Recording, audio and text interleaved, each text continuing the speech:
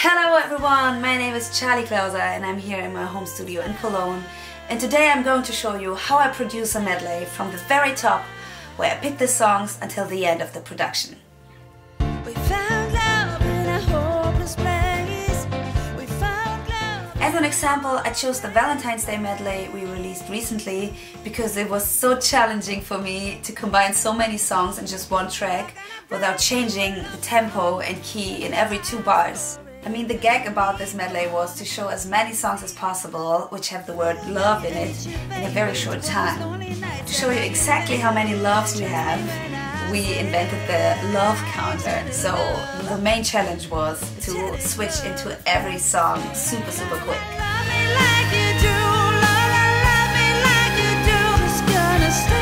First of all, I collected all of the songs which came into my mind and put them in just one playlist. To get a little bit more inspiration, I also googled something like love, lyrics, songs. But after I got enough songs, I was a little bit confused how I could combine all these songs. So I really had to put them in one special order. One of the most important things in a medley is not to have too many tempo and key changes. I mean, the keys we can adjust or match to the other songs later on, but tempo-wise you don't have too much space to change it. That's why I figured out the tempo of each song and put them into tempo groups. This you can do with any metronome app, or you go to www.songbpm.com. But be careful, it's not always the right tempo on this page. Just to be sure, check it again. Here we have songs in a mid-tempo, about 130 BPM, some slower ones, and pretty slow songs as well. Most of them are ballads.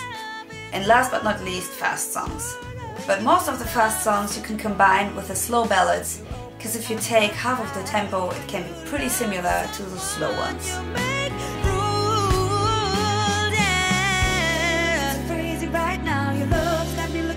Of course, it's important that tempo and keys are fitting to each other, but what's the main thing people are listening to in a song? I think it's a melody. So also the melody has to fit to each other and should be singable for me, also to get some breath at some point. So I just took my phone and recorded some ideas of combinations of songs together with a metronome, which is very important so that I could import it later on in the arrangement. For example, okay.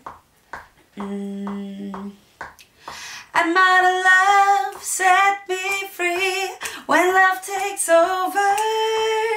I need to know now, would you love me? How deep is your love? How deep is my love? My love, and so on. Of course, this took a while, but after that I put this vocal demo in a new arrangement to have a great guideline. I also recorded some MIDI bass on this piano. And to get an even better guideline, I also recorded some demo keys. And while recording some chords, I started already working on some cool transitions and reharmonizations which make a cover more interesting.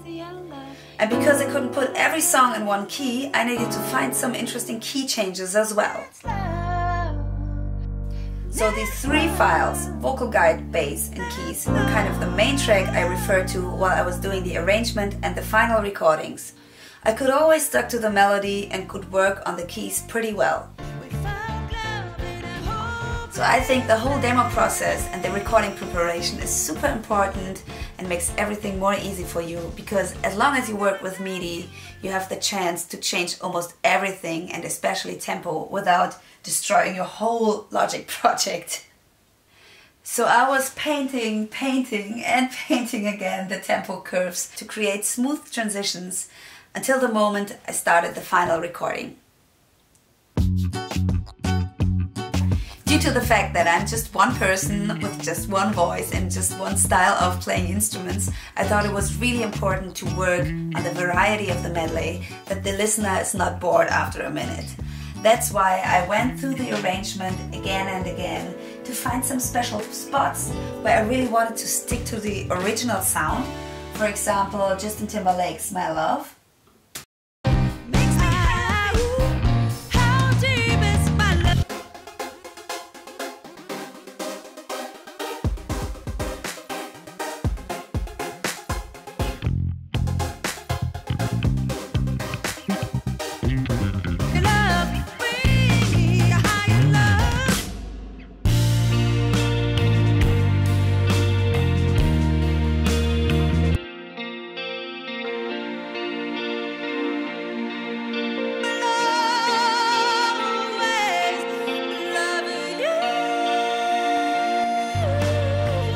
In comparison to other spots in the medley where I really wanted to invent something new, to make a new beat and to work on some reharmonization stuff.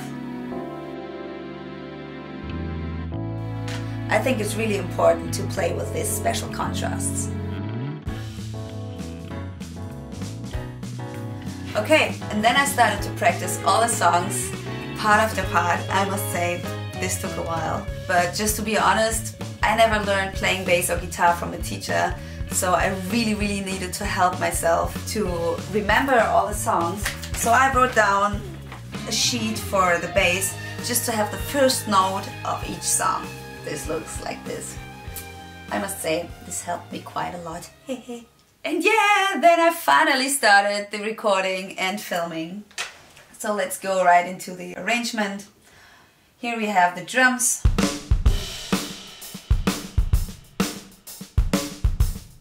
Then I recorded bass. And then I was really happy to record the final vocals because I couldn't listen to the live vocals anymore. Then I recorded some films and some keys, as you can see here. And then of course I added some guitars, a few basic tracks, and then 2 solo spots.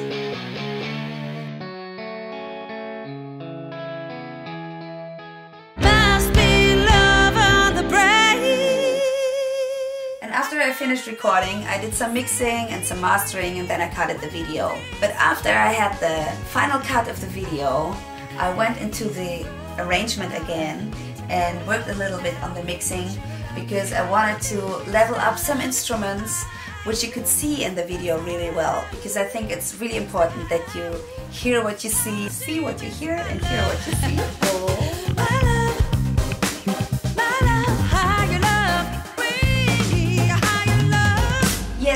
That's in a short way the whole process of the Valentine's Day medley. Hopefully I could give you an overview and maybe some inspiration for your projects. If you have any questions or recommendations what we could do in the next video, please leave a comment below. And don't forget to subscribe to the Thoman's music channel. Thanks for watching. My name is Charly. Bye.